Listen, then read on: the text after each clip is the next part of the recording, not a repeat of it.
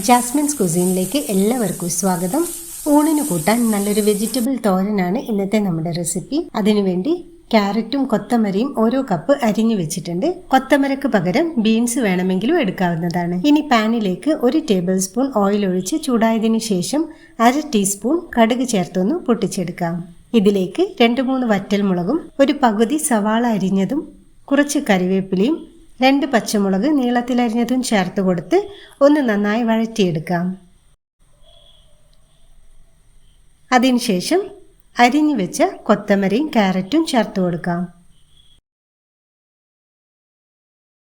ഇതിലേക്ക് 1/4 ടീസ്പൂൺ മഞ്ഞൾപ്പൊടിയും ആവശ്യത്തിന് ഉപ്പും ചേർത്ത് നല്ലപോലെ മിക്സ് ചെയ്യാം. ഇനി ഇതിലേക്ക് ഒരൽപ്പം വെള്ളം ഒഴിച്ചു കൊടുക്കാം. 2 ടേബിൾ സ്പൂൺ വെള്ളം മതിയാകും. അതിനുശേഷം തീ നന്നായി കുറച്ച് വെച്ച് അടച്ചു വെച്ച് 3-4 മിനിറ്റ് വേവിച്ചെടുക്കാം. 3-4 മിനിറ്റ് കഴിഞ്ഞിട്ടുണ്ട്. എല്ലാം ഏകദേശം ഒന്ന് വെന്തിട്ടുണ്ട്.